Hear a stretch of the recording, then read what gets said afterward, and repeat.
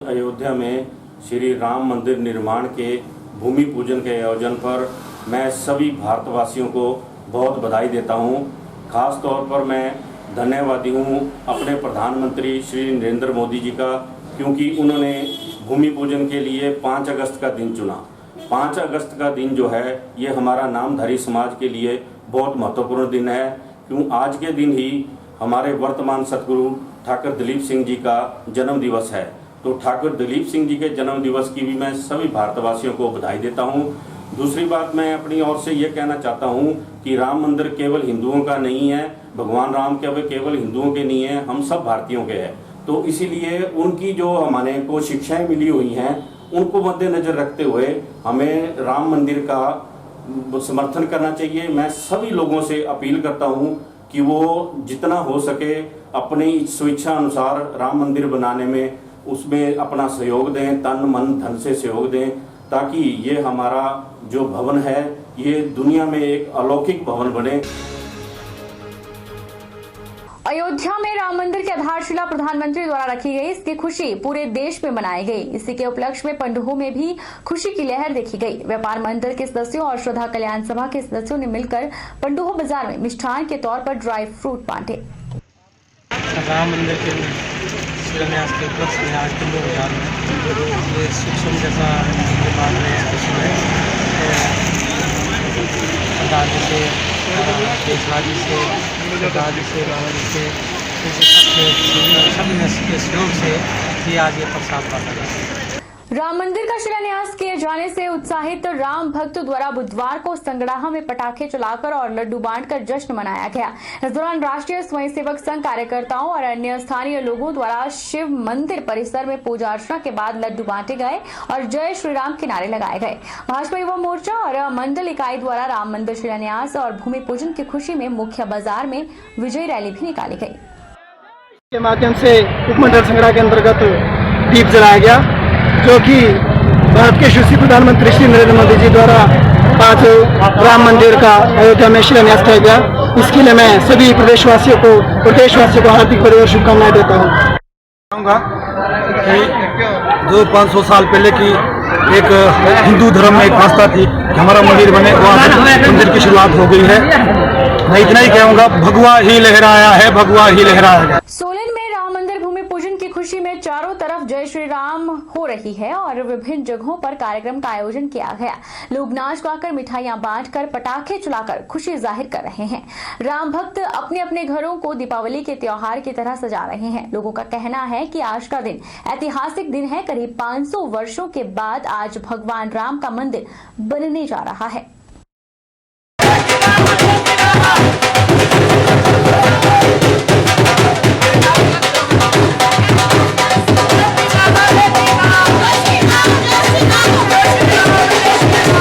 जय श्री राम।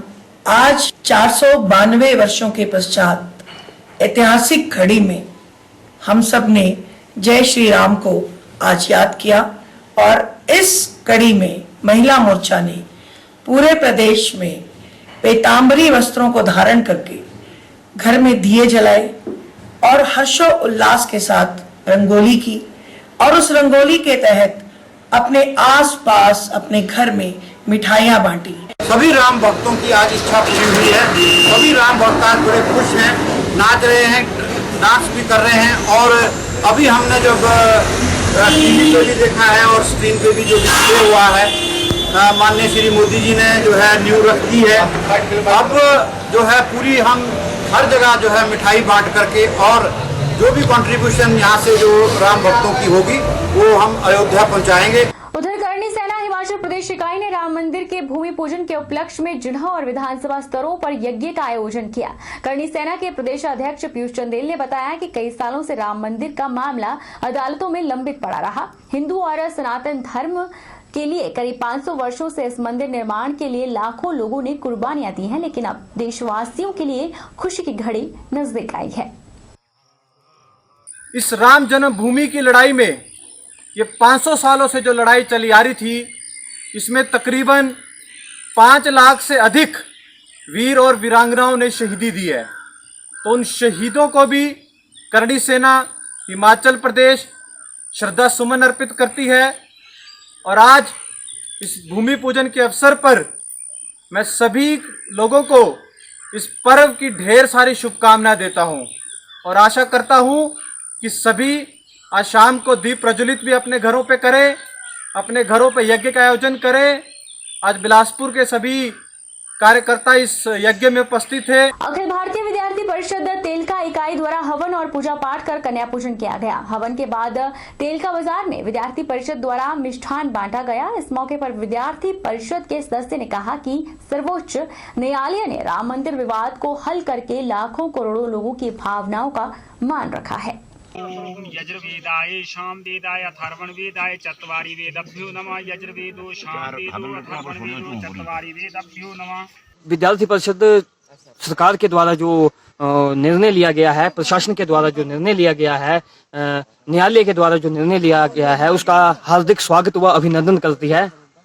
क्योंकि ये जो विषय था इसके लिए विद्यार्थी परिषद एक लंबे प्रयासों से काम कर रही थी और राम जन्मभूमि जो विवाद है उसको हल करने की कोशिश कर रही थी और सरकार और प्रशासन ने इसको हल कर दिया है। तो विद्यार्थी परिषद का काफी तहे दिल से धन्यवाद करती है। फतेहपुर विधानसभा क्षेत्र में राम जन्मभूमि पूजन के उपलक्ष्य पर महायज्ञ का आयोजन किया गया। कार्यक्रम की अध्यक्षता करनी सेना के प्रदेश युवा शक्ति अध्यक्ष राहुल चौहान ने की। जय श्री राम के नारों के साथ पूरे बाजार में रैली निकाली गई और हवन यज्ञ किया गया।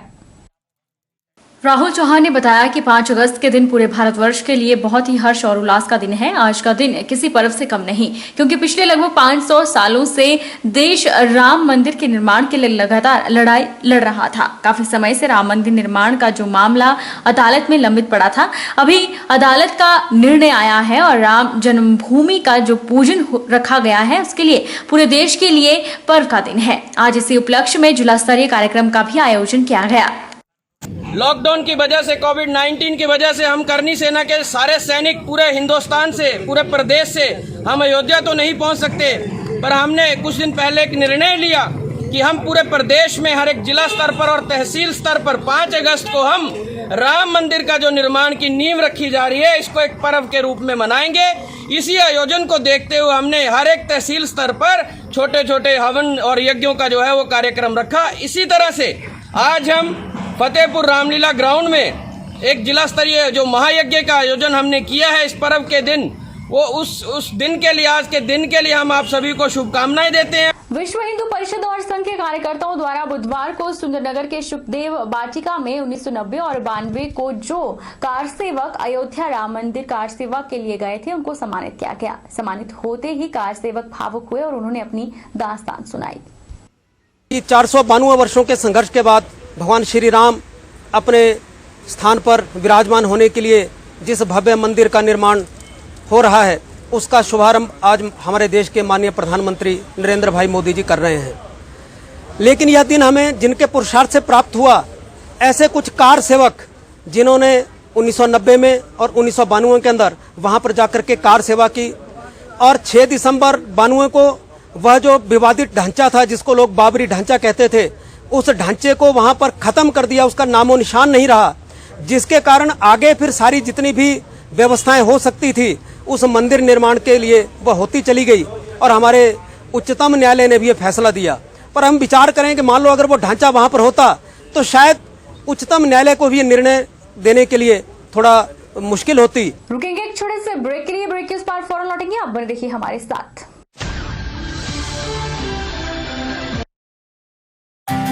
विजडम एजुकेशन सोसाइटी के सानिध्य में Vijay group of institute Himachal Pradesh university Shimla एवं Himachal Pradesh board of school education Dharamshala द्वारा मान्यता प्राप्त हिमाचल प्रदेश का एक अग्रणी शिक्षण संस्थान है। इंस्टीट्यूट में BBA, BCA, BCom, PGDCA, B.Ed तथा DLED के कोर्सेज उपलब्ध हैं। कॉलेज प्रयासरत है छात्रों के चहुमुखी विकास की ओर, जिसके लिए कॉलेज उपलब्ध करवा रहा है डिजिटल क्लासरूम्स, विभिन्न प्रयोगशालाएं जैसे कि कंप्यूटर प्रयोगशालाओं का उपयोग ऑनलाइन एग्जामिनेशन के लिए भी किया जाता है, जिसमें 150 से अधिक कंप्यूटर मौजूद हैं तथा साथ ही नेचौक कस्बे में अर्ध लाइब्रेरी के अभाव को दूर करने के लिए विजडम एजुकेशन सोसाइटी ने कस्बे में शिक्षा प्राप्त करने वाले बच्चों समेत स्थानीय युवा पीढ़ी को अपने कैंपस में पुस्तकालय की सुविधा उपलब्ध करवाई है।